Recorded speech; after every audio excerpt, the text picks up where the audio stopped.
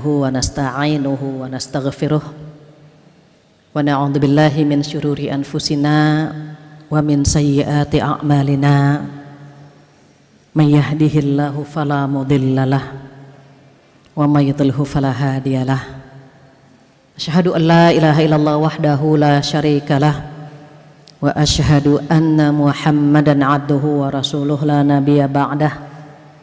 Alhamdulillah dan alhamdulillah pada hari yang indah. Hari Rabu itu hari diciptakan cahaya. Mudah-mudahan yang hadir Allah berikan cahaya di hatinya, cahaya di pikirannya, cahaya di lisannya, dan duduknya kita di sini semoga menjadi amal pemberat timbangan kita di hari kiamat nanti insyaallah. Amin ya rabbal alamin. Tak lupa salawat dan salam kita sampaikan kepada kekasih kita Rasulullah sallallahu alaihi wasallam, di mana beliau bersabda, al muhajir man hajar manahallahu anhu. Yang disebut orang yang hijrah adalah yang meninggalkan larangan Allah. Barusan Ustadz Deden sudah menyampaikan tausiahnya. Tausiah beliau seperti hujan yang sangat deras, sementara saya hadir insya Allah sebagai rintik-rintiknya. Jadi kalau hujan kan deras dulu tuh baru rintik-rintik, nah saya yang rintik-rintiknya. Namun mudah-mudahan rintikan hujan yang kita dapati hari ini bermanfaat dan menjadi jariah buat kita semuanya insya Allah. Amin ya rabbal alamin. Sekarang tanggal 1 Muharram. Pertanyaan saya, kalau seandainya di kalender kita nggak ada warna merah, ibu-ibu adik-adik hafal nggak kalau ini tahun baru kita? Kenapa kita hafal tahun baru Hijriyah hari ini? Karena ada kalender merah ya, ada warna merah kan gitu. Terus kira-kira kita hafal juga nggak dengan bulan Hijriyah? Kenapa? Karena ibadah kita diatur oleh bulan Hijriyah. Urusan dunia kita diatur oleh bulan Masehi. Sehingga kita lebih hafal dengan bulan Masehi dibandingkan dengan bulan Hijriyah. Take home pay kita, gajian kita, transferan kita kan bulan Masehi gitu. Makanya kita hafal. Tapi kalau ibadah kita diatur oleh bulan Hijriyah. Puasa Asyura, puasa bulan Dzulhijjah, puasa bulan Ramadan, ibadah haji, Idul Adha itu semua diatur oleh bulan Hijriyah. Ada yang hafal 12 bulan Hijriyah? Hafal? Kalau ada yang belum hafal, saya kasih clue-nya. Clue-nya gini, kita seperti memiliki tetangga, sebelah kanan 3 orang, di sebelah kiri 3 orang. Tetangga kita yang sebelah kanan namanya Musa, Roro, Juju. Musa, Roro, Juju. Siapa Musa? Munya Muharram, Sanya Safar. Roronya Rabiul Awal, Rabiul Akhir. Junya Jumadil Awal, Jumadil Akhir. Dapat ya, tetangga sebelah kanan Musa, Roro, Juju. Tetangga sebelah kiri juga 3. Siapa? Rasya, Rasya, Zuzu. Rasya, Rasya, Zuzu. Ranya siapa? Rajab. Syanya Sya'ban. Rasya yang kedua Ramadan dan Syawal. Zuzunya siapa? Dzulqa'dah dan Dzulhijjah. Hafal kan? Oke. Musa, Roro, Juju siapa saja? Muharram, Safar, Rabiul Awal, Rabiul Akhir, Jumadil Awal, Jumadil Akhir. Keren. Yang 6 lagi, Rasya, Rasya, Zuzu. Rajab, Sya'ban, Ramadan, Syawal, Dzulqa'dah dan Dzulhijjah. Masya Allah, hafal ya dalam waktu 5 menit, bahkan kurang dari 5 menit hafal 12 bulan sekarang. Wallahu alam kalau keluar lupa apa ingat. Mudah-mudahan ingat semuanya. Nah, ketika kita memasuki qadarullah hari ini tanggal 1 bulan Muharram, kita memasuki tahun baru Hijriyah. Ada apa dengan tahun baru Hijriyah? Kita ingin sekali ada perubahan dalam hidup kita. Kita ingin ada peningkatan dalam ibadah kita. Kita ingin ada peningkatan kualitas hubungan kita dengan Allah Subhanahu wa Ta'ala. Apa kata Ali? Ada yang mengatakan Ali, ada yang mengatakan Umar ya. Barang siapa yang hari ini lebih baik daripada kemarin, maka dia orang-orang yang beruntung. Dan barang siapa yang hari ini sama dengan kemarin, maka dia orang-orang yang rugi. Sementara yang hari ini lebih buruk daripada kemarin, maka dia orang-orang yang celaka. Kita pengen yang mana? Pengen yang beruntung. Inginnya tahun ini lebih baik daripada tahun yang sebelumnya. Karena kalau tahun ini sama dengan tahun kemarin, maka kita menjadi orang yang khasir, yang rugi, jadi pecundang kita itu. Tapi kalau tahun ini lebih buruk daripada tahun kemarin, maka kita orang celaka, naudzubillah.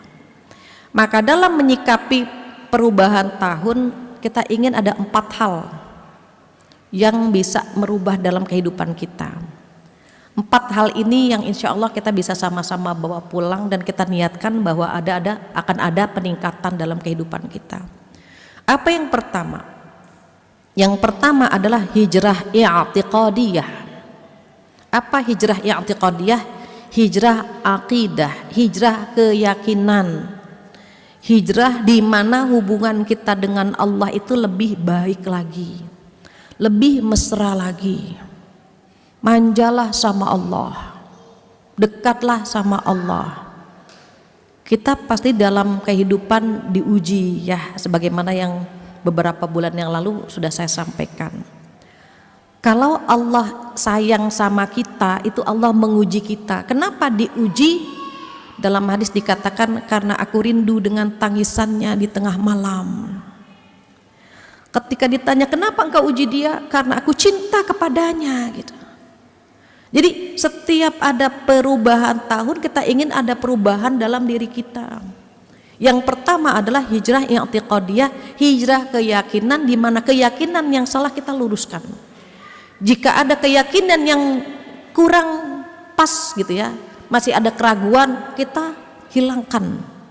Kenapa? Mohon maaf sekali, banyak saudara-saudara kita even dia mengaku beriman, tetapi kadang-kadang imannya terkontaminasi dengan hal-hal yang merusak keyakinan kita. Nanti boleh lihat tanggal 10 Muharram, hari Asyura ya, 10 Muharram itu hari Asyura, itu ada aktivitas atau ritual yang merusak ketauhidan kita. Pernah lihat nggak? Hari Asyura ada yang nyuci keris gitu ya, ada yang mencuci gong, ada yang nadran ya, ngalur, apa tuh kalau membuang sajenan di laut. Sedihnya ketika mereka ditanya kenapa harus membuang sajenan di laut, jawabannya apa? Jawaban mereka, agar penguasa laut masih memberikan rizki kepada kami. Coba, menyedihkan gitu. Ini harus hijrah ini. Kadang-kadang kita membawa iman dari rumah 1 karung, tapi sampai di lingkungan yang tidak jelas tinggal sekantong kresek saja. Betapa iman kita terkikisnya cepat gitu. Mempertahankan keimanan itu di akhir zaman seperti memegang bara api, susah, panas gitu. Kalau ada teman-teman, bahkan adik-adik, ibu-ibu yang hadir di sini tetap istiqomah, itu masya Allah pahalanya besar. Maka al-muhajir man hajar manahallahu anhu, yang disebut hijrah adalah meninggalkan larangan Allah. Itu tuh dilarang itu gitu. Hijrahlah kita. Saat kita hijrah, saat kita mantap untuk melangkah, ndak usah nengok ke belakang lagi, itu masa lalu kita. Aduh, kita pernah melanggar rambu-rambu Allah. Oke, tahun 1445 saya tidak boleh melakukan kesalahan yang dulu lagi. Saya ingin mantap untuk berhijrah, bertanya tentang takdir kita sama Allah, bertanya tentang pasangan kita sama Allah. Kenapa? Miris juga ternyata yang ratingnya tinggi, ada premium call itu Kalau ingin tahu karir Anda di 2023 maka ketik rek spasi cewek gitu kan, kirim ke nomor ini nomor itu. Itu yang paling banyak peminatnya adalah perempuan. Perempuan itu yang paling rajin datang ke pengajian. Perempuan itu dikasih peluang menggapai pahala sebanyak-banyaknya, tapi mirisnya perempuan juga yang paling banyak datang ke paranormal atau menjadi paranormal. Itu disampaikan oleh Allah di surat Al-Falaq. A'udzubillahi minasyaitonirrajim wa min syarrin naffatsati fil 'uqad. Dan aku berlindung dari kejahatan-kejahatan wanita-wanita yang menghembuskan buhul-buhul tali. Kenapa Allah menyebutnya wanita? Ternyata dalam tafsir termasuk yang menyedihkan itu yang jadi paranormal dan yang datang ke paranormal paling banyak wanita. Kok bisa? Ada keraguan kepada Allah Subhanahu wa taala sehingga mereka harus datang ke tempat-tempat tersebut gitu. Kalau laki-laki kan logikanya bermain, kalau perempuan kan perasaannya yang bermain. Ketika usia sudah mulai senja, pangeran berkuda belum kunjung tiba, maka dia tanya kepada orang tersebut. Ketika kehidupan sulit, utang melilit gitu, banyak penyakit, maka dia akan datang ke tempat yang mencekbit akidahnya dia. Termasuk ada yang mengatakan kenapa nafasat perempuan-perempuan, karena putri-putri Labid bin A'sam berusaha meneluh Rasulullah Sallallahu Alaihi Wasallam. Siapa mereka? Putri, bukan putra, tapi putri-putri Labid bin A'sam. Sementara tafsiran yang sekarang, yang kontemporer, yang disebut perempuan, bukan perempuan yang datang ke paranormal saja, tetapi menghipnotis lawan jenisnya dengan gerakannya, dengan suaranya, dengan high heel-nya, gitu ya, dengan lenjenya dia, gitu, atau dengan WA-nya ya. Kadang-kadang body kita di rumah, tapi chattingan kita keluar rumah. Kita chattingan dengan ungkapan-ungkapan yang menghipnotis lawan jenis. Apa kata Allah? A'udzubillahi minasyaitonirrajim. Fala takhda'na bil qaul. Jangan dilenjel-lenjekkan suara kalian. Itu bisa menghipnotis gitu. Kalau manja sama suami sendiri pahala. Kalau manja sama suami orang berdosa. Kalau kirim emot ya, imot-imot yang lope-lope kepada suami pahala, I miss you, pahala itu. Tapi kalau ke suami orang jadi dosa. Itu perempuan-perempuan akhir zaman demikian, maka dikatakan nafasat gitu ya. Nah, ketika kita ingin hijrah akidah kita, hijrah keyakinan kita kepada Allah Subhanahu wa taala, berarti bagaimana mengandalkan Allah dalam urusan kita. Jangan pernah mengambil keputusan tanpa melibatkan Allah. Manjalah sama Allah. Bahkan apa kata Rasulullah? Mintalah kepada Allah walaupun tentang sendal jepit yang putus.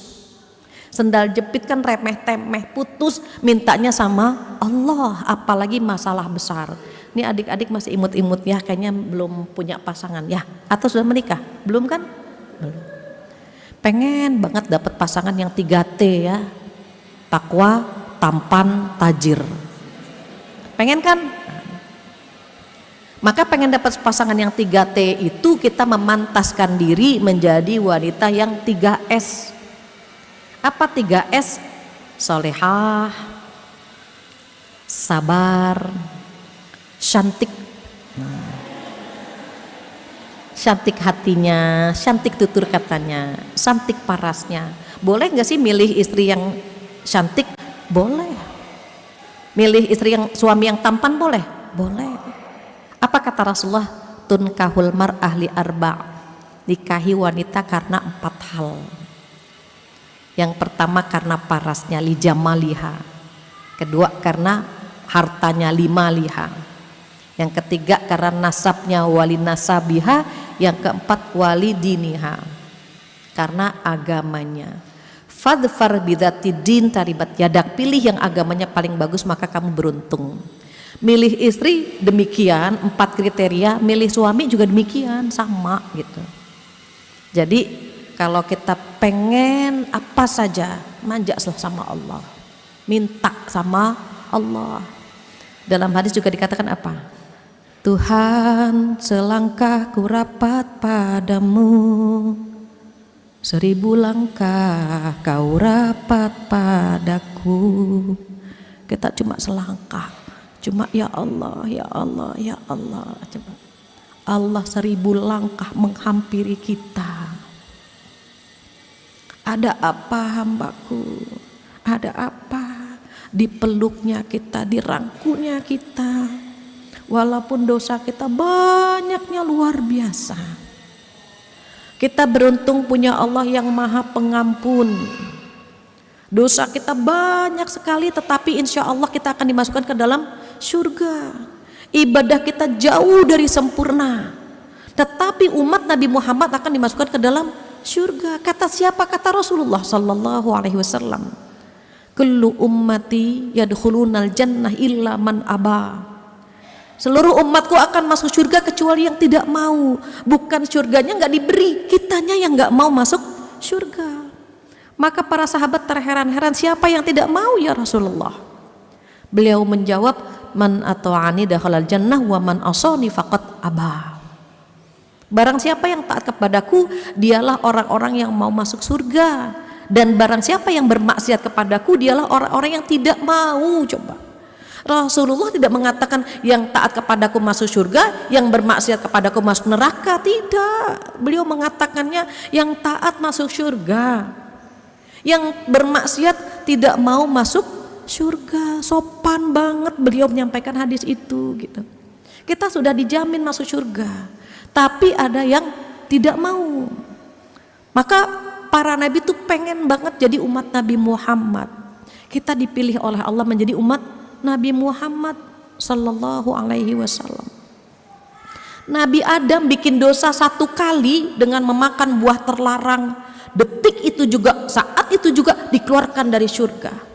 Apa kata Nabi Adam? Aku bikin dosa 1 kali, langsung dikeluarkan dari surga saat itu juga. Coba bayangkan umat Nabi Muhammad Sallallahu Alaihi Wasallam, dosanya banyak, tapi ditunggu sama Allah taubatnya, ditunggu sama Allah istighfarnya, ditunggu sama Allah jiwa kita, hati kita meminta ampun kepada Allah Subhanahu wa Ta'ala. Bayangkan dosa kita banyak tapi dijamin masuk surga. Nabi Musa berdoa kepada Allah agar dilapangkan hatinya. Hafalkan doanya. Apa doanya? Rabbis rohli sodri wa yassirli amri wahlul uqdatam min lisani yafqahu qauli. Amin. Itu doanya Nabi Musa, minta dilapangkan dadanya. Nabi Muhammad Sallallahu Alaihi Wasallam dilapangkan dadanya oleh Allah Subhanahu wa Ta'ala. Apa ayatnya? A'udzubillahi minasyaitonirrajim.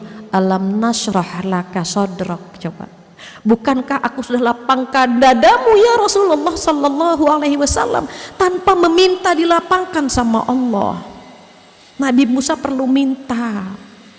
Umat Nabi Muhammad pun mudah-mudahan dilapangkan hatinya.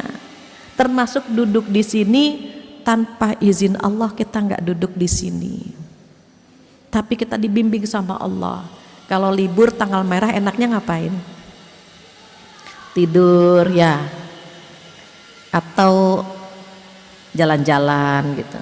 Perempuan itu kan senengnya ngemil, ngemol, ngomel. Pengennya kan gitu ya, kita traveling, nongki gitu ya. Ternyata saya datang ke sini, oh Masya Allah, banyak yang dipilih sama Allah untuk hadir ke Masjid Darussalam. Masya Allah. Jadi hijrah yang pertama, bagaimana agar keyakinan kepada Allah lebih meningkat, manjanya sama Allah lebih banyak lagi. Ud'uni astajib lakum, mintalah kepadaku apa saja akan Allah kabulkan, kata Allah demikian. Itu yang pertama. Yang kedua apa? Yang kedua hijrah fikriyah. hijrah pemikiran, hijrah pemahaman. Pemahaman kita tentang suatu masalah yang dulunya sempit kita perluas. Pemahaman kita yang salah kita perbaiki. Caranya bagaimana? Hijrah fikriyah ini sering-sering duduk di majelis ilmu. Ibu-ibu, teman-teman masih ingat ya, ada 3 ilmu yang wajib kita pelajari. Pertama, ilmu yang terkait dengan akidah yang lurus. Kedua, ilmu yang terkait dengan ibadah yang benar. Ketiga, terkait ilmu gitu ya, yang berkaitan dengan akhlak, attitude. Akhlak sama orang tua bagaimana, sama mertua bagaimana, sama anak, sama pasangan, sama sahabat, sama tetangga. Itu role model kita adalah Rasulullah Shallallahu Alaihi Wasallam. Umat Nabi Muhammad itu memiliki 3 akhlak. Kadang-kadang akhlaknya terpuji, kadang-kadang akhlaknya standar, dan kadang-kadang akhlaknya tercela. Akhlak terpuji bagaimana? Hatinya lapang memaafkan, lisannya bisa membahagiakan. Kenapa? Karena idkhalus surur, membahagiakan orang lain itu bagian dari sedekah gitu. Tabassumuka liwajhi akhika shadaqah. Senyummu kepada saudaramu adalah sedekah. Itu akhlak terpuji. Jadi kalau kita senyum kepada saudara kita itu sedekah. Tapi jangan sendirian ya. Yang penting ada temannya, itu senyum itu harus ada temannya, ada lawannya gitu. Kalau senyum sendirian mengkhawatirkan gitu ya. Nah, saat kita memiliki akhlak yang terpuji, anugerah dari Allah Subhanahu wa taala, bersyukurlah kita dikasih akhlak terpuji. Tapi kadang-kadang akhlak kita standar. Bagaimana standar? Dicubit-nyubit lagi, dipukul-mukul lagi, dirumpiin-ngerumpiin lagi. Pernah begitu enggak kita? Sering. Teh, kata rumah sebelah, teteh itu pelit. Bukan saya yang pelit, dia justru yang pelit. Itu standar tuh. Teh, katanya teteh suka gitu ya. Oh, dia nggak redo. Langsung kan dijawab saat itu juga. Bukan saya, malah tuh dia yang gitu. Pernah nggak begitu? Pernah. Standar boleh nggak sih? Boleh. Kalau membalasnya seimbang. Yang menjadi masalah membalasnya nggak seimbang, maka terjadi sebuah kezoliman. Cinta ditolak, dukun bertindak, seimbang nggak? Enggak, zolim kita. Jadi kalau misalnya ada sebuah kesalahan yang dilakukan orang lain kepada kita dan kita memaafkan, itu akhlak terpuji. Tapi kalau misalnya kesalahan itu kita balas dengan seimbang, akhlak kita standar. Kalau kelewatan, maka kita memiliki akhlak tercela. Tercela itu bagaimana? Ketika orang lain tidak nyaman dengan hadirnya kita, orang tidak nyaman dengan lisan kita, itu tercela itu. Tajam lisannya, tutur katanya menyakitkan, melukai, itu tercela itu. Kita ingin saat kita hadir, orang bersyukur dengan hadirnya kita, sedih dengan kepergian kita. Kalau orang yang memiliki akhlak tercela, hadirnya disesali. Ya Allah, itu orang kenapa hidup ya gitu. Hadirnya disesali, kepergiannya disyukuri. Ya Allah, alhamdulillah akhirnya meninggal juga ya gitu. Enak gak begitu? Tidak enak. Kita ingin hadirnya kita disyukuri, kepergian kita ditangisi. Kenapa? Karena kita memiliki akhlak terpuji. Kalau Rasulullah bagaimana? Oh, Rasulullah di atas rata-rata. Beliau memiliki akhlak yang agung, akhlaknya mulia. Kita nggak sanggup ngikutin beliau. Apa kata Allah dalam surat Al-Qalam? A'udzubillahi minasyaitonirrajim. Wa innaka la'ala khuluqin 'adzim. Sesungguhnya engkau ya Rasulullah memiliki akhlak yang sangat agung, mulia, tinggi, di atas rata-rata. Kalau kita tadi 3, paling tinggi apa? Terpuji. Rasulullah di atas itu. Maka ilmu yang terkait dengan akhlak itu wajib kita ketahui. Kenapa? pengen hijrah fikriyah, hijrah pemikiran, hijrah pemahaman. Contohnya gini, dulu kita memahami ibadah itu misalnya ya ritual ibadah, sholat, puasa, ngaji gitu ya, itu dulu gitu.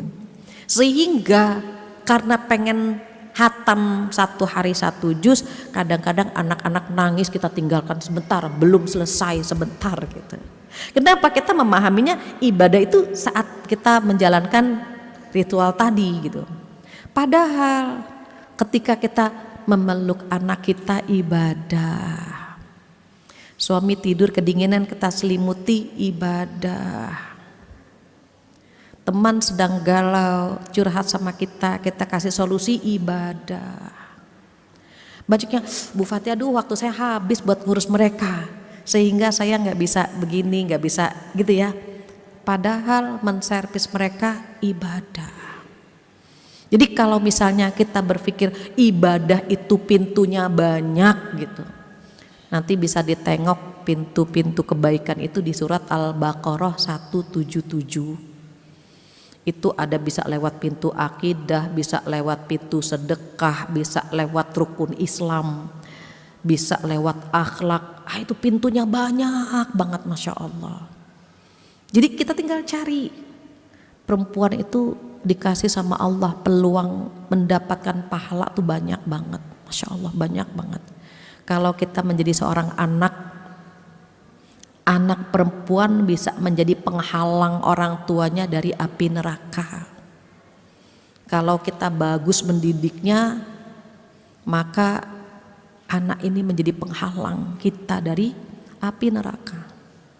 Ketika kita jadi istri, apa kata Rasulullah?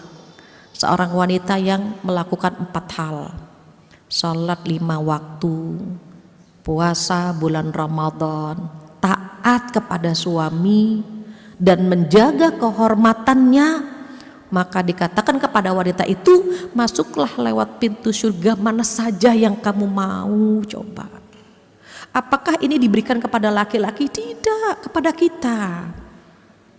Cuma 4 saja, nggak banyak-banyak. Sholat 5 waktu, puasa bulan Ramadan, taat kepada suami, dan menjaga kehormatan. Yang pertama dan kedua itu hablum minallah, puasa dengan sholat dengan puasa. 3 dan 4 itu hablum minan nas, hubungan kita dengan manusia, yaitu suami kita. Taat sama suami. Kalau suami memerintahkan sesuatu yang tidak melanggar Allah, ikuti saja. Jaga kehormatan. Sejujurnya kalau hubungan dengan Allah mungkin lebih mudah ketimbang hubungan dengan manusia. Maka boleh sesekali sampaikan ke suami, Mas, redho ya Mas, redho Mas, kalau saya punya salah maafkan gitu. Kalau saya pernah melukai hati atau pernah gak nurut, redho ya gitu. Kenapa? Kalau suami sudah redho, Masya Allah, sholat 5 waktu sudah, puasa sudah, dan suami redho, karena kita taat, karena kita menjaga kehormatan, gak ada penghalang kita untuk masuk surga, insya Allah. Karena ini qadarullah perempuan semuanya ya. Adik-adik nanti kan akan jadi istri juga. Ibu-ibu sudah menjadi istri, kalau diuji lewat suami, alhamdulillah saya masih kuat kok diuji lewat suami. Kalau diuji lewat anak, alhamdulillah saya masih kuat. Allah paling tahu di mana kita cocoknya. Kalau diuji kenapa? Allah ingin meningkatkan kualitas hidup kita, meningkatkan kualitas ibadah kita, dan seterusnya. Jadi pemahaman kita diperluas. Oh, pintu-pintu kebaikan, ibadah-ibadah sudah Allah sediakan di rumah kita banyak banget, Masya Allah. Merawat orang tua, menservis pasangan, mendampingi anak-anak, itu pahala semua. Kita perluaslah tentang ibadah tersebut sehingga kita tidak terpaku dengan yang sifatnya ritual gitu ya. Kalau bisa dua-duanya, Masya Allah keren. Hablum minallahnya bagus, hablum minannasnya juga bagus, maka itu insya Allah menjadi peluang kita masuk ke dalam surga. Amin. Itu hijrah yang kedua. Hijrah yang ketiga apa? Yang ketiga adalah hijrah khuluqiyah. Apa khuluq? Khuluq itu akhlak. Jadi kalau hijrah yang pertama hijrah i'tiqadiyah, yang kedua hijrah fikriyah, pemahaman, pemikiran gitu. Yang ketiga hijrah khuluqiyah. Hijrah khuluqiyah adalah hijrah akhlak. Akhlak kita nih yang kurang bagus kita perbaiki. Contohnya gini, mohon maaf, ini minum lupa pakai tangan kiri. Oh iya ya, Rasulullah minum pakai tangan kanan, pindahin ke tangan kanan. Ini hijrah khuluqiyah, ini hijrah akhlak. Oh iya, dulu kita misalnya minum makan terkadang sambil berdiri, sambil ngobrol, sambil jalan. Oh iya, tahun baru hijriah, akhlak saya harus hijrah dari akhlak yang tidak baik menjadi akhlak yang baik. Kadang-kadang kita kalau ke rumah teman, ke rumah saudara, ketika ngebel ting tong tidak dibukakan pintu, tok tok tok tidak dibukakan pintu, apa yang kita lakukan? Kita ngintip ke jendela, ting ting ting, gitu ya. Boleh nggak? Nggak boleh. Apa gunanya ketukan? Apa gunanya bel kalau mata kita masuk ke dalam rumah dia? Tujuan ngebel, tujuan ngetuk pintu itu kan agar yang di dalam rumah siap-siap, berpenampilan rapi gitu. Baru dia menyambut tamu. Sekarang misalnya nauzubillah, mata kita langsung masuk teng teng teng gitu. Gitu ya. Tiba-tiba kita melihat suaminya yang sedang tidak memakai baju atau kaos, dadanya kelihatan. Terus dadanya bidang gitu, tubuhnya six pack gitu ya. Suami saya kan 10 pack gitu, dia cuma 6, suami kita 10. Kita komparasikan jadinya gitu. Atau kalau yang datang laki-laki masuk ke dalam, matanya masuk ke dalam rumah, istrinya sedang tidak memakai jilbab. Wow, istrinya dia cantik banget, rambutnya tersisir rapi. Sementara istri saya dikuncir mulu, ceplok gitu. Sekalinya mau nyisir, sisirnya nggak turun-turun. Akhirnya dikomparasikan, beda banget gitu. Istrinya dia sering perimbat gitu. Sementara istri saya, wow gitu kan. Kenapa? Salah mata tadi, kenapa masuk ke dalam gitu. Itu harus hijrah itu, nggak boleh lagi. Terus gimana dong? Ting tong, kasih jeda itu. Oke, mungkin dia sedang siap-siap. Bunyiin lagi, ting tong yang kedua. Oh mungkin sedang sholat. Kita hitunglah kurang lebih dari pencetan pertama, kedua udah 3 rakaat begitu. Baru yang terakhir ting tong. Nah ini menentukan nih diterima atau tidak. Tunggu sebentar, udah lama gitu, nggak dibukakan pintu, pulang. Ini mencet lagi, ting dong. Itu ada dalam Al-Quran di surat An-Nur. A'udzubillahi minasyaitonirrajim. Ya ayyuhalladzina amanu la tadkhulu buyutan ghaira buyutikum hatta tasta'nisu wa tusallimu. Istiqnas dulu, izin, baru salam. Izin ting tong, atau sekarang WA dulu, telepon dulu, ada di rumah atau tidak, kan gitu. Kita pernah melakukan hal-hal yang salah, rubah, itu hijrah akhlak. Nah pertanyaan saya terkait masuk, terkait berkunjung. Dulu Rasulullah begini, assalamualaikum a'adkhul gitu, salam dulu kan baru izin. Ayatnya izin dulu baru salam. Cara mengcombine antara Al-Quran dengan hadis gimana nih kira-kira? Kalau Al-Quran izin dulu baru salam, tapi Rasulullah pernah salam dulu baru izin. Assalamualaikum a'adkhul gitu, assalamualaikum saya boleh masuk nggak gitu. Ini gimana nih kalau ayat sama hadis nggak pernah tabrakan, tapi menggabungnya bagaimana? Ada nggak ibu-ibu yang bisa menyatukan? Nih gimana nih gitu? Kira-kira izin dulu atau salam dulu? Regu A? Regu B salam dulu, regu A? Salam dulu. Gini, jika tuan rumahnya ada di dalam rumah, salam dulu. Jika tuan rumahnya ada di luar, jika ada di dalam, izin dulu, gitu ya. Ini tuan rumahnya lagi di dalam nih, kita izin dulu, ting tung atau tok tok tok tok tok, izin dulu. Tapi kalau tuan rumahnya sedang di luar, sedang nyapu halaman, sedang nyiram pohon, nah itu salam dulu. Assalamualaikum teteh, boleh masuk? Gitu. Jadi tergantung tuan rumahnya ada di mana. Kalau tuan rumahnya berada di dalam, kita izin dulu, ting tong gitu. Tapi kalau tuan rumahnya lagi nyiram pohonan, kan kelihatan kan, kita ketemu gitu ya. Berarti salam dulu. Assalamualaikum teteh, ada yang mau saya obrolin, boleh masuk gitu. Kalau nggak boleh, ya jangan masuk. Kenapa? Tuan rumah itu berhak menerima tamu. Kenapa? Kadang-kadang ada tamu yang troublemaker, bikin masalah. Terus dia nggak pengen nerima tamu, boleh nggak? Boleh. Tetapi ada hadis yang menyatakan bahwa ketika tamu datang ke rumah kita, dia membawa rejeki. Dan ketika dia pulang, tamu itu membawa racun, membawa musibah dari rumah kita. Jadi kalau ada tamu, insya Allah ada rejeki, ada kesehatan, ada nikmat-nikmat yang akan Allah antarkan. Kalau liburan biasanya gini, kalau ada tamu bawa koper, nah tuan rumahnya udah mulai ya bawa koper, nginep nih, nginep nih, lama nih tamu gitu.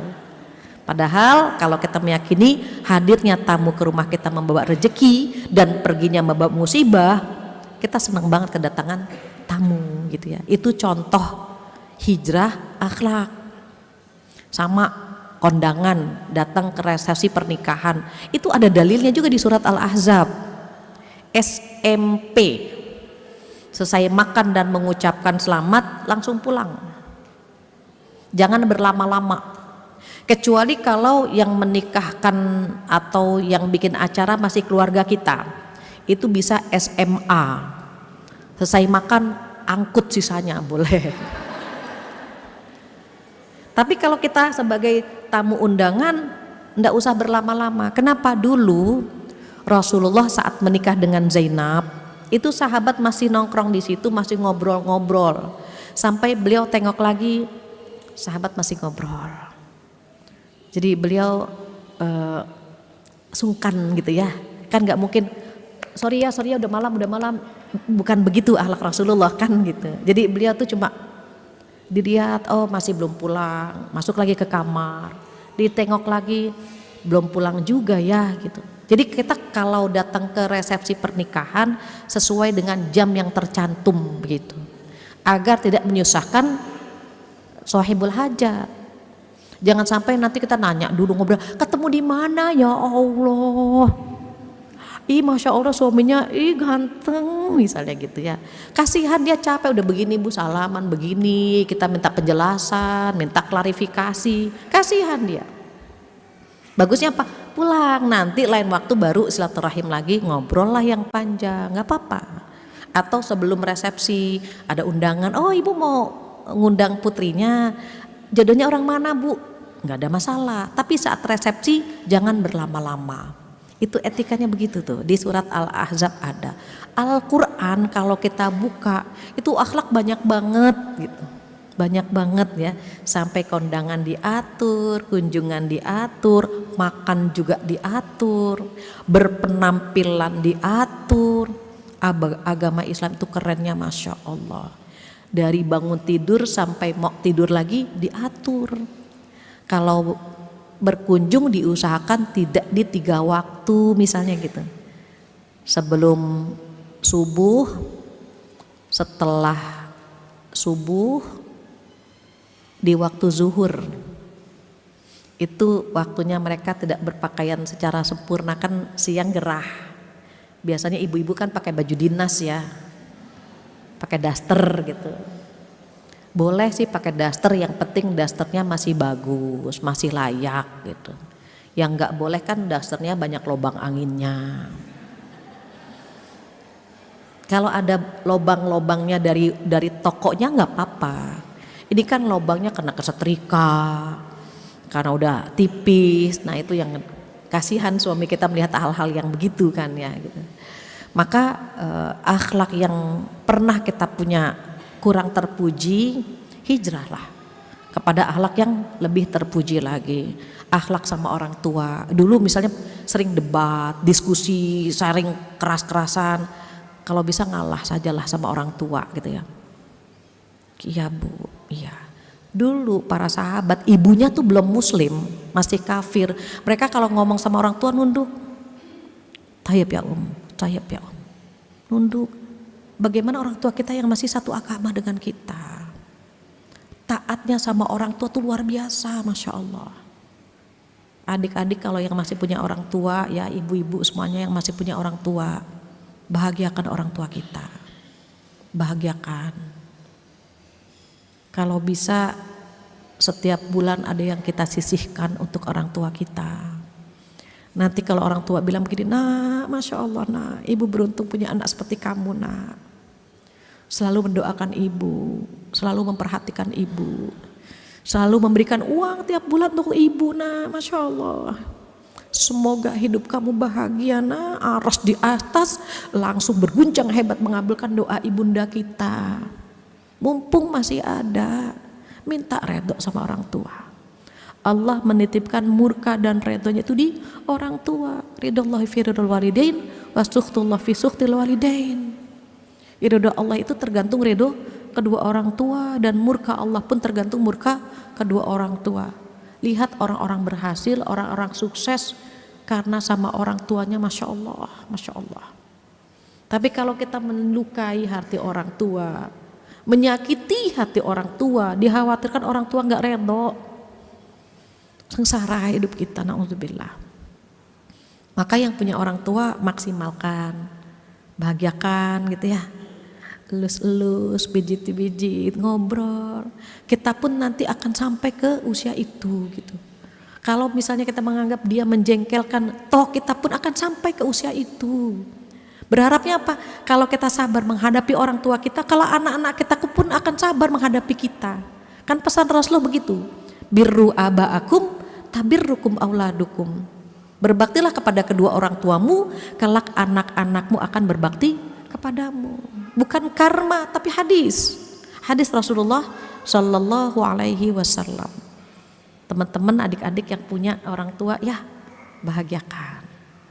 Terus akhlak yang terakhir apa? Yang terakhir adalah hijrah syu'uriyah. Sorry, bukan akhlak tapi hijrah. Jadi hijrah ada 4. Pertama apa tadi? Hijrah i'tiqadiyah atau hijrah keyakinan kita kepada Allah ditingkatkan. Yang kedua hijrah fikriyah, pemahaman kita tentang Islam diperluas. Yang ketiga apa? Hijrah khuluqiyah, akhlak, attitude ya, akhlak kita yang belum bagus perbaiki, hiasi diri kita dengan akhlak yang bagus. Dan terakhir hijrah syu'uriyah, apa syu'ur? Perasaan. Hijrah hati. Hati kita kadang mohon maaf tidak terlalu peka, tidak bisa empati gitu. Itu perlu latihan gitu ya. Tidak sensitif gitu. Itu kalau hati kita terlalu cuek, ya agak hijrah sedikit gitu. Misalnya kita punya orang tua. Orang tua itu punya anak, ada yang anaknya soleh banget, nurut gitu ya. Dia tahu kebiasaan ibunya apa, ibunya biasanya sarapan. Jadi dia sebelum ibunya bangun sudah disediakan sarapan misalnya gitu. Ada anak yang standar saja, kalau disuruh baru mengerjain gitu ya. Nah tolong belikan ibu sarapan. Oke bu, kadang-kadang nembak juga sih, tar ya bu, tar nanti gitu. Ada yang anak nauzubillah durhaka, hamba Allah juga begitu. Nah as-sabiqunal awwalun, para sahabat ya, salafus soleh itu posisinya tuh luar biasa. Jadi sebelum azan berkumandang sudah wudhu gitu, sudah standby di masjid gitu, tahu banget apa yang Allah mau gitu.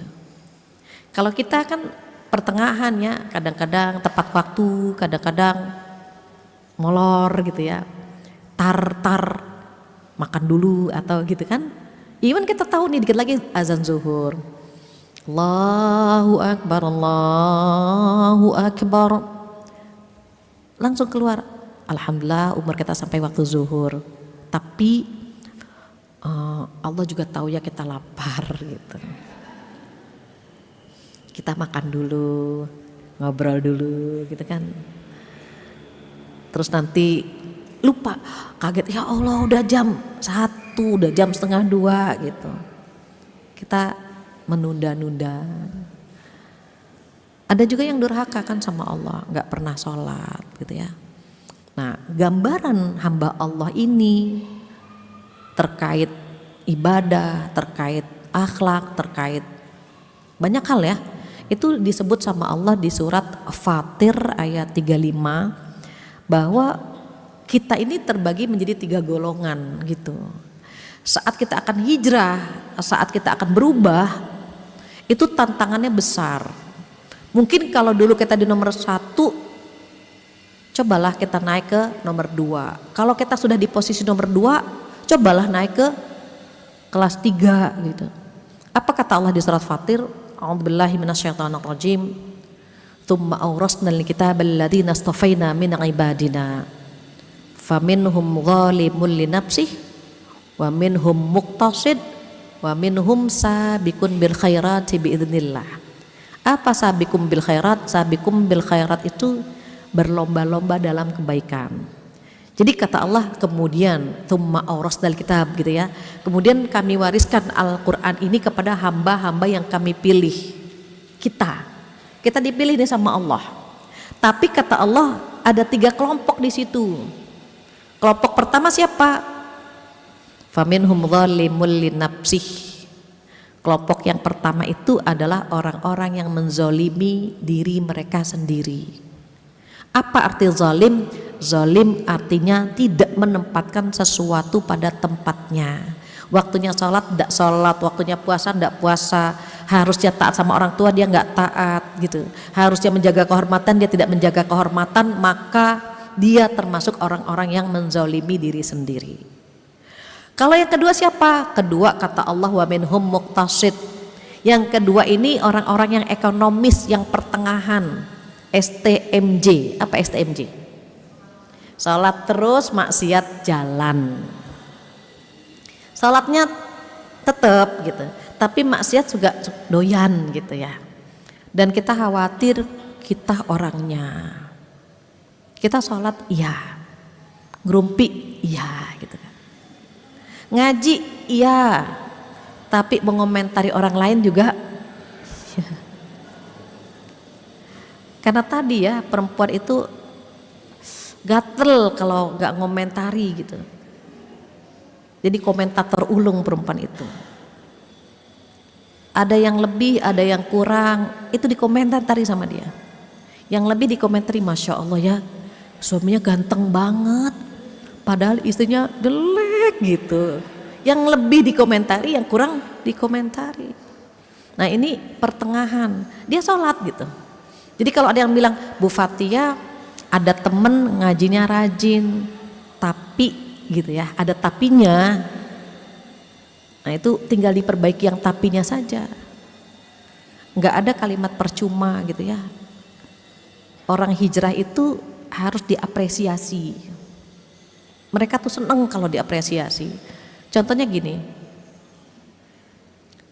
Bu Fatia saya sekarang udah sholat. Oh iya gitu. Iyun sholat itu wajib kan gitu. Tapi buat mereka yang dulunya nggak sholat terus sholat, itu prosesnya susah itu. Dulu mikir, aduh ini bedak udah 7 lapis ya, harus kena wudhu, jauh-jauh dia wudhunya. Kemudian dia harus wudhu dengan sempurna, itu prosesnya tuh berat, kita hargai gitu. Oh ya Mbak, udah salat, udah Bu, alhamdulillah ya Allah, selamat ya Mbak ya, itu seneng banget mereka. Dulunya nggak pakai jilbab, terus dia tutup aurat. Bu Fatia, saya sekarang udah pakai jilbab. Ah ya, Masya Allah, tambah cantik, tambah muda. Kenapa? Kan kerutan di leher nggak kelihatan. Tambah muda kan gitu. Masya Allah. Oh, mereka butuh diapresiasi gitu. Kenapa? Prosesnya mereka dari nggak pakai jilbab kemudian pakai jilbab itu prosesnya luar biasa. Mereka ngaca lagi, kok jadi begini, buka lagi kan gitu. Itu nggak mudah buat mereka. Maka orang-orang hijrah itu perlu diapresiasi. Nah, ini saat kita melihat ada orang di kelas 2 yang muktasid tadi, alhamdulillah dia sudah di nomor 2. Berharap kita sama-sama naik ke kelas 3. Siapa kelas 3? Kata Allah, wa minhum sabiqum bil khairati biidznillah. Kelompok nomor 3 adalah orang-orang yang bergegas kepada kebaikan dengan izin Allah. Selalu orang yang hadir duluan gitulah. Ada orang sakit, dia yang jenguk duluan gitu. Ada pengajian, dia yang datang duluan, lebih dulu terus gitu ya. Adzan berkumandang, dia orang yang lebih dulu di masjid. Ada pengajian, dia yang paling depan duduknya, paling semangat ngajinya, dicatat semua yang dia dapat. Ciri-ciri orang besar adalah mencatat apa yang dia dapat. Ada pepatah bilang gini, al-ilmu sayyidun wal kitabatu qayyiduhu. Ilmu itu binatang buruan dan tulisan itu adalah ikatannya. Sekarang udah canggih ya, nggak ditulis nggak apa-apa, direkam. Nggak direkam nggak apa-apa, disimpan misalnya begitu.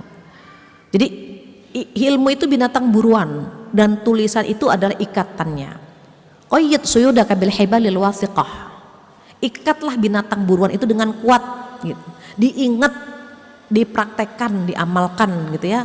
Kenapa? Karena nggak semua orang dikasih kesempatan mendapatkan ilmu. Kadang-kadang ilmu itu datang pergi gitu kan.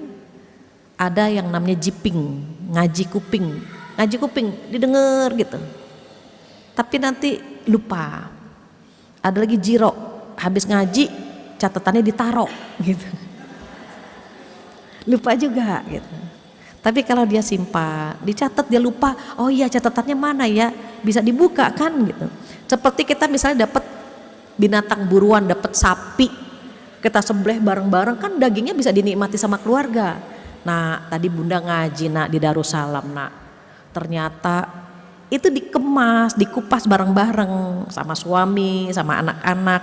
Itu seperti kita dapat binatang buruan dan kita sembelih, makan dagingnya bareng-bareng gitu. Tapi kalau misalnya tadi nak, mama dari pengajian, iya tadi mama dapat ilmu, ada 4 hijrah tapi mama nggak catat nak. Udah dapat binatang buruan tapi lepas binatang buruannya, terus dagingnya mana mak? Mama lupa nak. Seperti itu tuh ilmu itu. Maka beruntung ya kalau kita hadir di pengajian, Allah sebut nama kita satu persatu di hadapan para malaikat di atas sana. Mudah-mudahan ilmu kita dapat, mengamalkannya juga mudah. Dan terkait dengan tema hari ini tentang hijrah, mudah-mudahan kalau kita di level kedua, Allah mudahkan kita naik ke level yang ketiga, yaitu orang-orang yang paling cepat, paling bersegera dalam melakukan amal soleh, dan tentunya atas izin Allah. Demikian, Allah alam bisawab. Nggak terasa ya sudah jam 11 kurang. Jika ada yang ingin ditanyakan, ditambahkan, saya persilahkan. Ada yang mau nanya langsung silahkan, boleh raise hand. Tapi kalau nggak ada pertanyaan jangan dipikirkan, nanti sakit mikirin pertanyaan.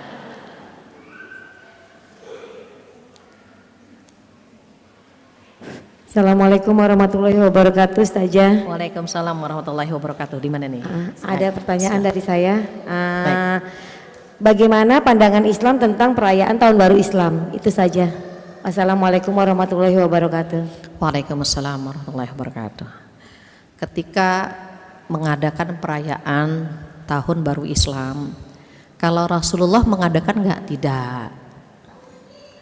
Kalau sekarang kenapa diadakan? Karena jarang yang ingat dengan Tahun Baru Islam. Sehingga sekolah-sekolah Islam merayakan kan, bawa bendera, salawatan. Kenapa? Karena orang tuanya nggak ingat kalau ini tahun baru Hijriah, begitu.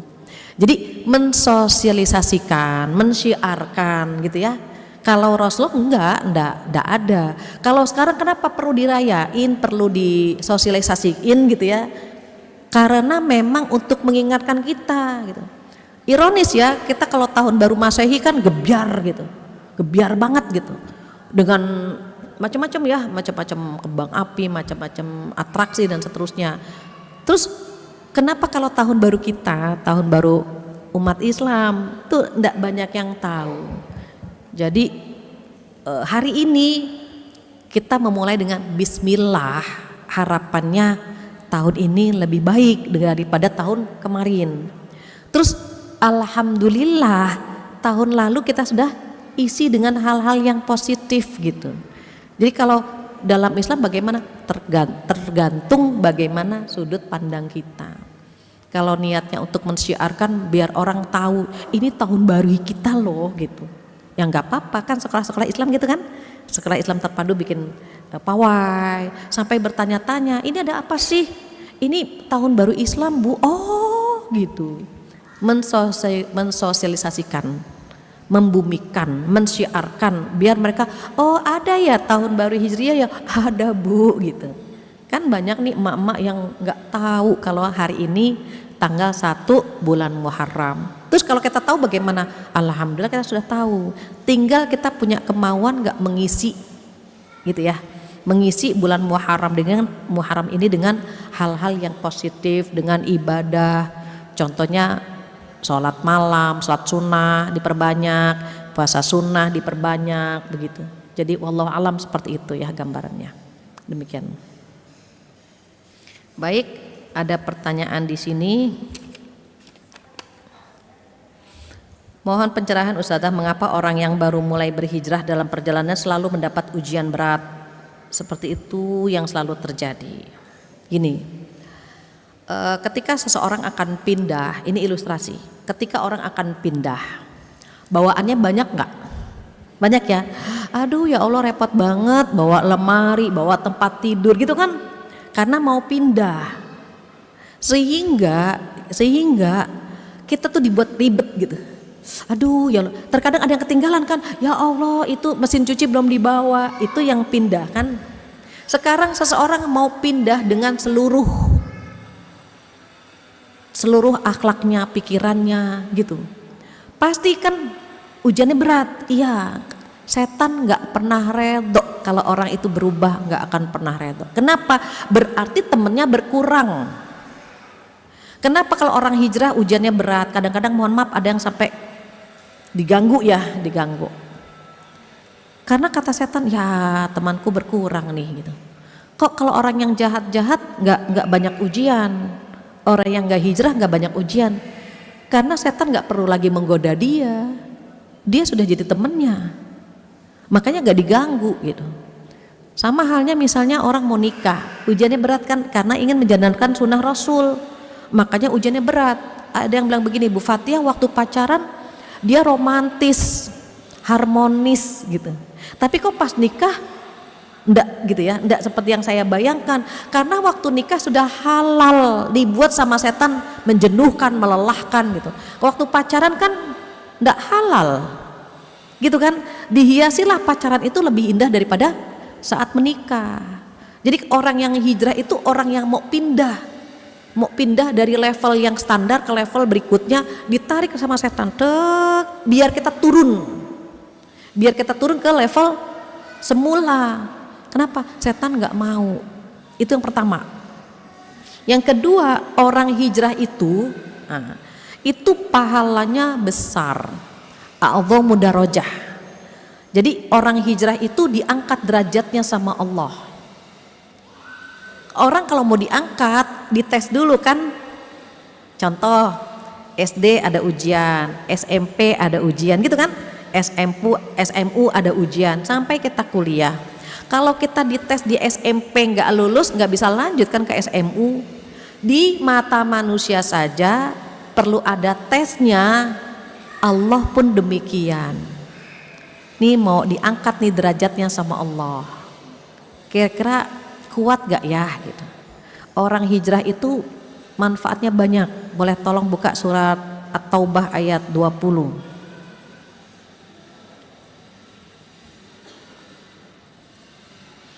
Surat ke-9 ayat 20 dan 21. A'udzubillahi minasyaitonirrajim. Alladzina amanu wa hajaru wa jahadu fi sabilillahi bi amwalihim wa anfusihim a'dhamu darajah. Nah itu a'dhamu darajah. Ditingkatkan derajatnya oleh Allah Subhanahu wa taala. Maka karena dia akan diangkat oleh Allah derajatnya, diujilah dengan ujian yang kita hadapi. Yang kedua apa? Wa ulaika humul faizun. Dan dia insya Allah termasuk orang-orang yang beruntung. Dijadikan oleh Allah orang-orang yang beruntung, tuh nomor 2-nya. Apakah segera itu? Banyak lagi. Yubashshiruhum rabbuhum birahmatin minhu wa ridwanin wa jannatin lahum fiha na'imun muqim. Allah memberikan kabar gembira kepada mereka yang hijrah dengan apa? Dengan rahmat Allah. Dikasih rahmat oleh Allah Subhanahu wa ta'ala, disayang sama Allah. Keempat apa? Waridwan, redho Allah. Kalau sudah redho sama kita, urusan kita dihandle sama Allah semuanya, enak kan gitu. Tapi kalau mau dihandle sama Allah, dites dulu sama Allah kan gitu. Baru yang kelima wajannat, dikasih surga. Jadi karena mau dapat bonus 5 tadi, Allah menguji dia layak gak nih dapat benefit yang 5 tadi, makanya diuji oleh Allah Subhanahu wa taala. Tentunya yakin, seyakin-yakinnya saat dia diuji, ketika dia bersandar kepada Allah Subhanahu wa taala, Allah akan memberikan kekuatan kepadanya. Demikian Allah alam. Pertanyaan berikutnya, Assalamualaikum Ustazah, izin bertanya, maaf keluar dari tema. Oke, berarti jawabannya juga keluar dari tema ya. Bagaimana menyikapi suami yang menyimpang dari syariat seperti berjudi, tidak sholat? Apa yang harus saya lakukan? Apakah kita berhak menuntut atau meminta cerai? Karena perbuatan tersebut sudah dilakukan bertahun-tahun. Insya Allah ya. Gini, ketika seseorang akan menikah atau ketika seseorang akan berpisah, itu konsultasi kepada Allah terlebih dahulu. Cara konsultasinya bagaimana? Sholat istikharah. Sholat istikharah itu berpasrah kepada Allah, minta pilihan yang terbaik sama Allah. Kalau manusia kadang-kadang melihat luarnya saja. Manusia itu gak pernah tahu apa yang akan terjadi setahun ke depan, sebulan ke depan, atau 5 menit ke depan, dia gak pernah tahu. Beda sama Allah. Allah paling tahu apa yang terbaik buat kita. Oke, sekarang kita kalau pergi ke tempat yang kita tidak tahu, kita buka Google Map kan.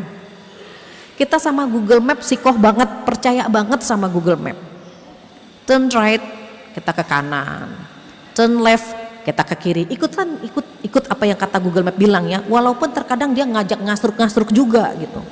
Jalanannya kecil, sempit, tapi kita ikut kan gitu. Sama Google Map kita percaya, sikoh gitu. Kenapa enggak sikoh sama Allah gitu? Nih saya nggak tahu nih gitu ya. Nih kira-kira rumah tangga ini bertahan atau berpisah? Nanya sama Allah. Apakah berpisah atau bertahan? Nanti Allah punya cara tuh ngasih jawaban.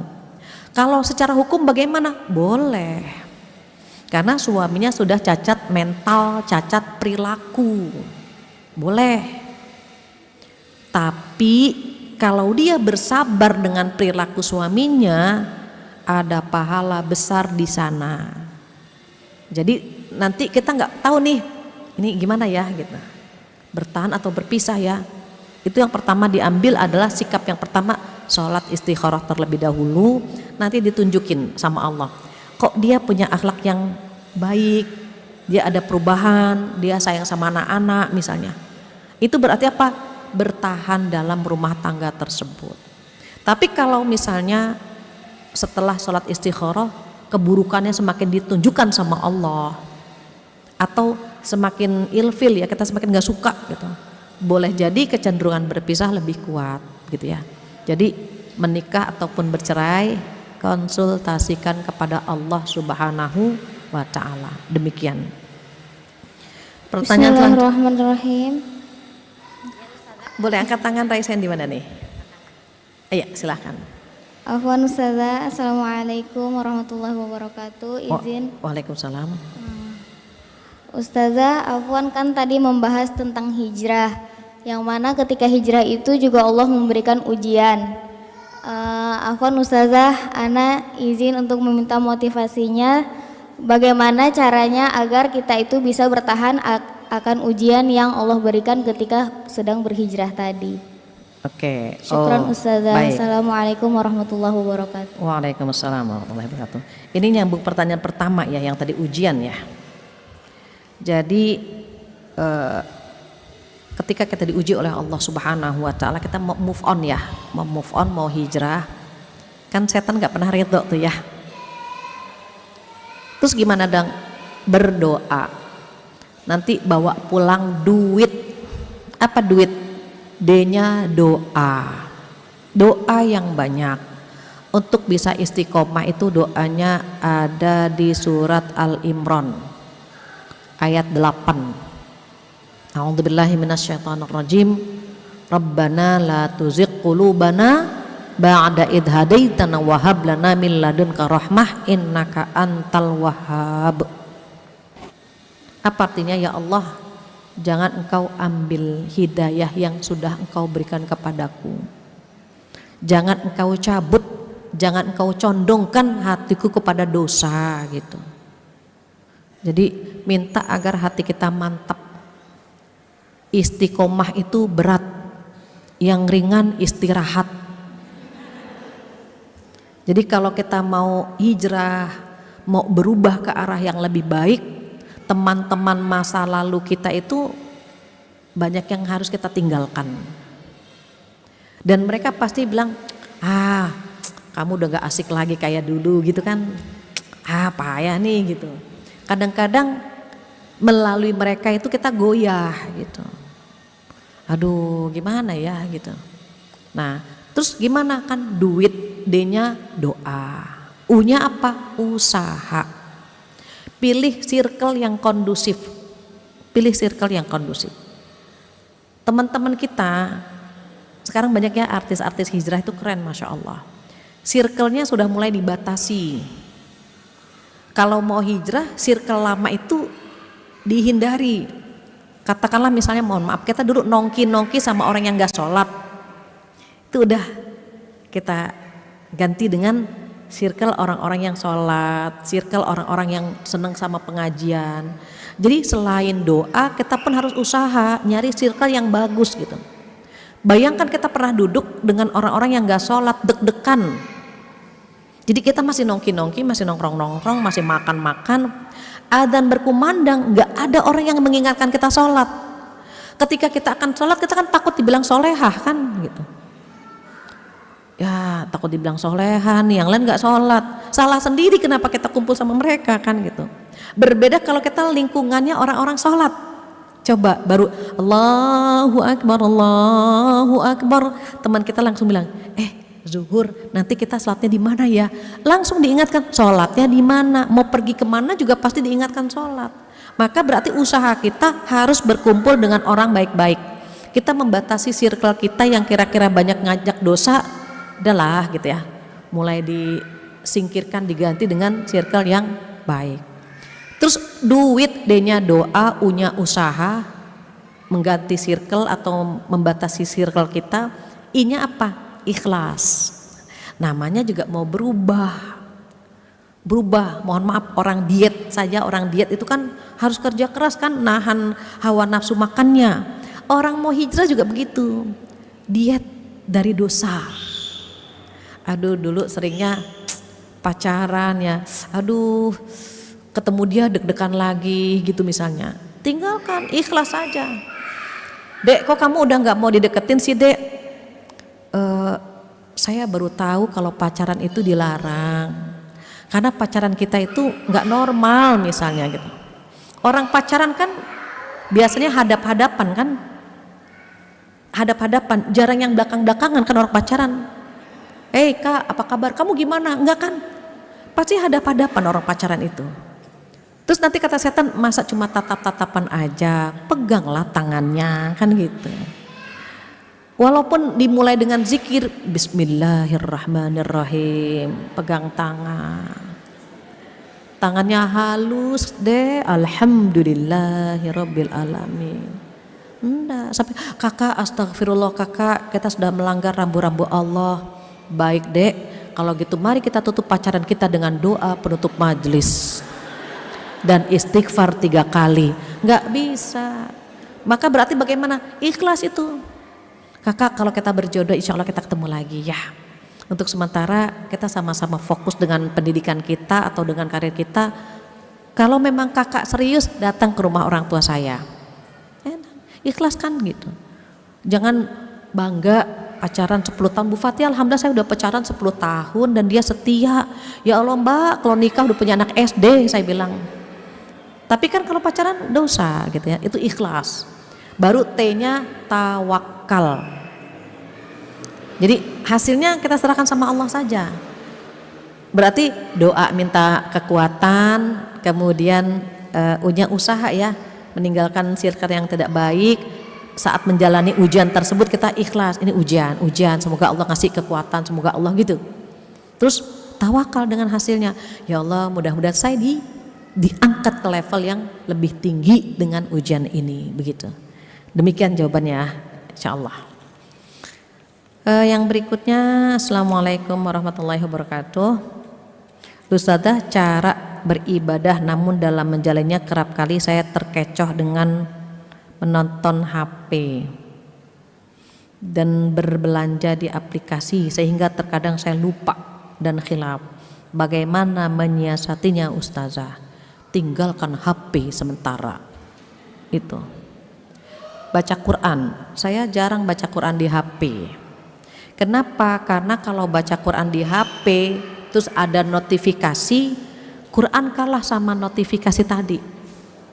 Oh, ada WA nih, scroll kan, baca WA, habis WA maju lagi ke Instagram ganti lagi ke TikTok, terus Quran yang tadi kemana?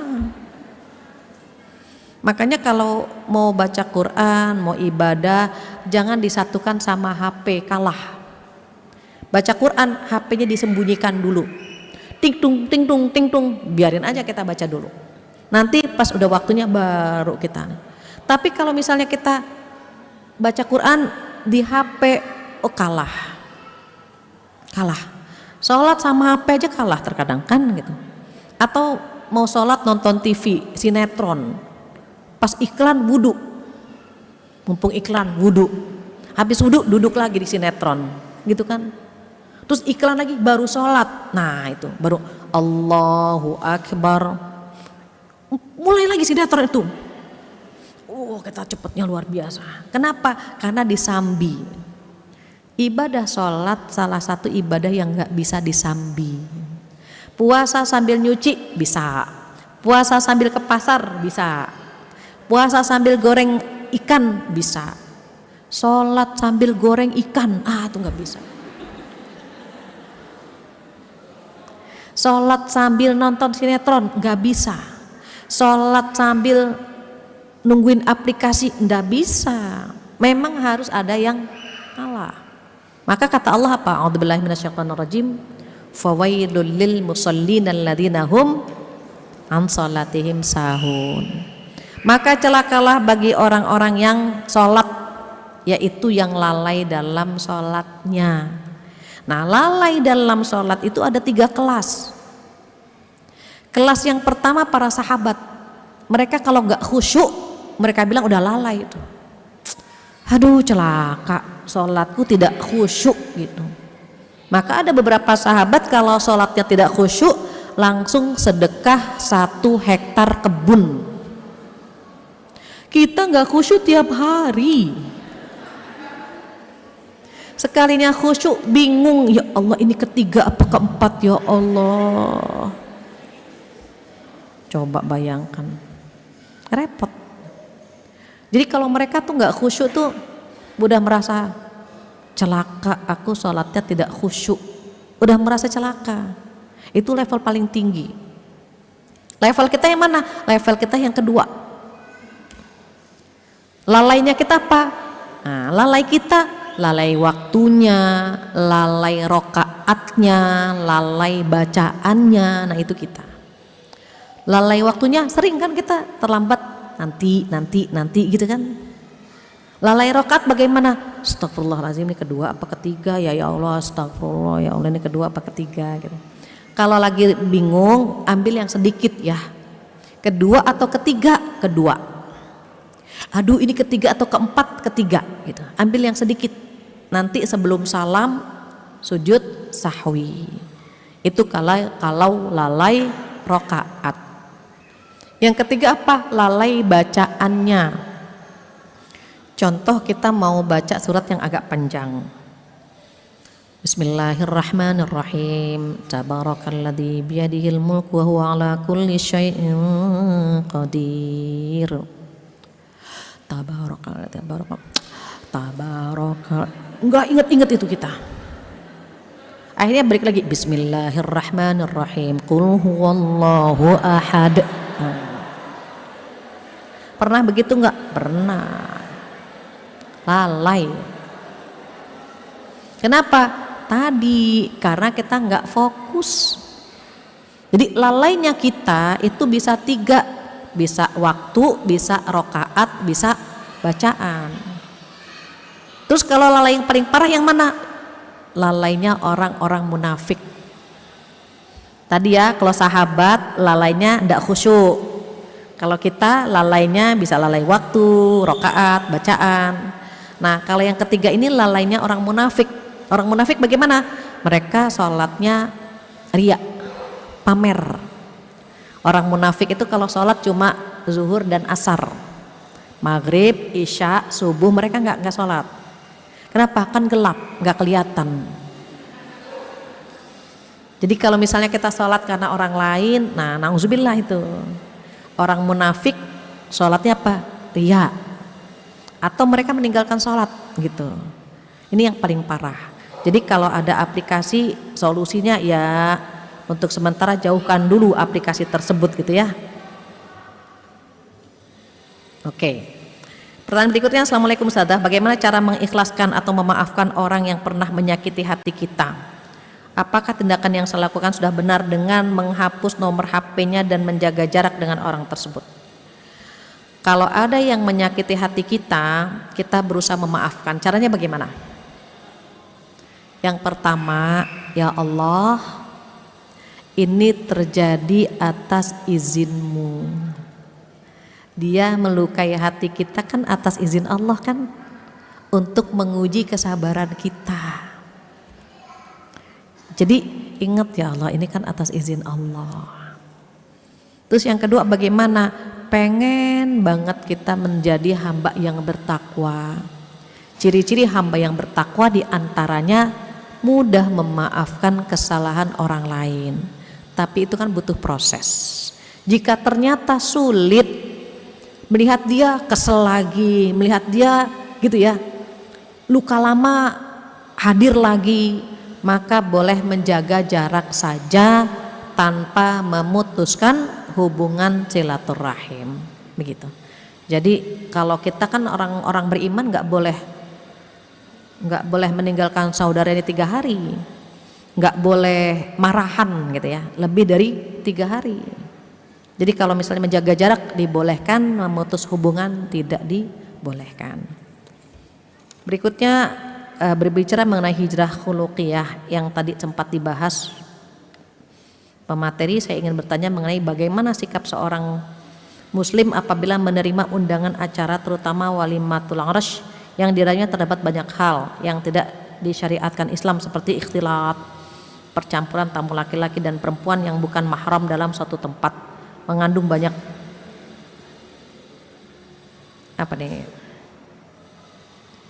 banyak seperti mendengarkan musik, ngegosip, tabarruj dan lain sebagainya. Padahal akhlak seorang muslim apabila diundang adalah memenuhinya. Mohon tanggapan. Gini, jika kita diundang dan di dalam undangan itu tidak ada minuman yang haram, tidak ada makanan yang haram, penuhi undangan itu.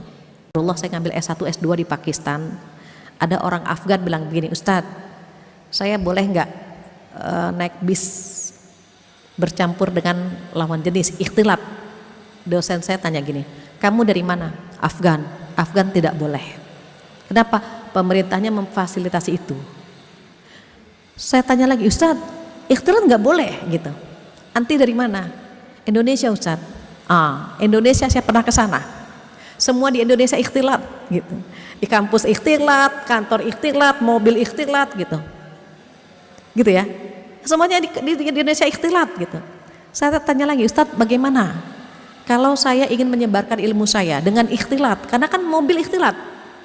Atau saya lebih baik berdiam diri. Dengan ustadz yang lain saya tanya itu, mana yang lebih baik buat saya? Apakah saya di rumah gitu ya, atau saya menyebarkan ilmu saya dengan ikhtilat tadi, misal di kampus, kan saya ngajar laki perempuan, atau di perusahaan, kan laki perempuan. Apa jawaban dosen saya yang satunya lagi? Anti keluar rumah menyebarkan ilmu anti dengan ikhtilat lebih baik daripada anti berdiam di rumah gitu ya, dan tidak memberikan ilmu yang anti punya gitu. Jadi karena negara kita memang ikhtilat, terus diundang bagaimana? Ya hadir, mereka tabarruj silahkan, yang penting kita tidak tabarruj gitu. Mereka cipika-cipiki, kitanya kan yang penting tidak.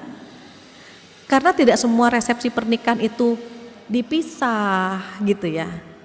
Tapi kalau misalnya mohon maaf kita bisa mengucapkan kemudian pulang, bisa kan gitu. Saya kalau diundang dengan kondisi itu, saya nyari tempat yang mojok, yang nggak makan sambil jalan gitu. Kan standing party ya, biasanya kalau di gedung-gedung kan begitu. Ya sudah, kita mojok aja, mojok, menyandarkan badan ke dinding. Jadi nggak sambil jalan juga gitu, nggak sambil gitu. Kenapa? Karena memenuhi undangan itu sunnah. Ada yang mengatakan sunnah muakkad. Ada juga yang lebih kuat lagi, ada yang berpendapat wajib begitu. Tapi kita lihat kalau kita dalam kondisi lapang, kita pun bisa menghadirinya, datang. Tapi kalau misalnya, karena haknya mereka kan, ketika mereka ngundang kita kan kita penuhi undangannya. Tapi kalau di situ ada makanan haram atau pertunjukan, mohon maaf ya, tari perut gitu, yang ada kemaksiatan di sana, enggak usah datang. Terakhir, Assalamualaikum warahmatullahi wabarakatuh. Afwan Ustazah ini bertanya, bagaimana seorang anak menegur atau menasihati orang tuanya, ayah yang jauh dari agama karena lingkungannya? Mudah-mudahan semuanya udah terbaca ya. Kalau menasihati orang tua itu pakai triknya seakan-akan kita bertanya, ayah hukum sholat apa ya? Wajib nak. Oh wajib, kok aku jarang lihat ayah sholat misalnya. Ayah minum itu ada manfaatnya nggak ya misalnya? Ya nggak ada nak misalnya. Ayah kan pengen hidup sehat, aku pengen deh ayah tuh umurnya panjang gitu. Aku pengen nanti nikah ayah melihat anak-anakku, ayah pengen kan ketemu sama cucu-cucu gitu. Sentuh perasaan orang tua kita, itu lebih nurut ketimbang kita mengeluarkan dalil. Ayah, Allah berfirman dalam Al-Quran, apa sih ini anak kan gitu. Tapi kalau kita sentuh hatinya, kita puji gitu ya, itu mereka lebih bisa nerima daripada dengan nasihat yang langsung gitu, pijit-pijit gitu. Ayah Masya Allah ya umur segini masih sehat, aku seneng deh ayah sehat. Allah sayang banget ya sama ayah. Allah ngasih ayah sehat, aku seneng punya ayah yang gitu. Puji dulu, setelah itu jangan dijatuhin, jangan. Dipuji baru kita isi. Misalnya contoh ya, ayah nanti kalau aku punya suami gitu, aku punya suami yang kayak karakternya kayak ayah, boleh nggak? Apa tuh nak? Ya kayak ayah gitu. Ayah redo nggak kalau ada yang melamar aku, dia pemain judi, pemabuk, ayah mau nggak punya menantu seperti itu? Jangan nak, gitu kan. Siapa orang tua yang mana yang redo kalau anaknya nikah dengan gitu? Ayah, kalau ayah nggak mau punya menantu seperti itu, berarti nenek juga sama ya gitu. Nenek juga sama, nggak mau punya menantu yang kayak ayah. Nah kan mikir tuh dia. Kalau dibalikin biasanya orang tua lebih gitu ya. Jadi berpikir dia sama ya gitu. Kalau ayah nggak pengen anaknya punya suami begini sama. Orang tua manapun tidak pengen punya menantu seperti itu kan. Nenek juga sama ya gitu. Mungkin diambil hatinya, disentuh hatinya, insya Allah dia bisa berubah. Demikian. Alhamdulillah jam 11 lewat, saya rasa cukup sekian untuk pertemuan hari ini. Semoga bermanfaat. Jika ada kesempurnaan hanya milik Allah saja. Kekurangan, kesalahan dari saya mohon dibukakan pintu maaf yang sebesar-besarnya. Mudah-mudahan tahun baru 1445 lebih baik lagi buat kita, baik dari sisi akidah kita, ibadah kita, ilmu kita gitu ya, akhlak kita dan kepekaan kita. Itu saja, kita tutup dengan doa penutup majelis bersama-sama. Subhanakallahumma wa bihamdika asyhadu an la ilaha illa anta astaghfiruka wa atubu ilaik. Wabillahi taufiq wal hidayah. Assalamualaikum warahmatullahi wabarakatuh.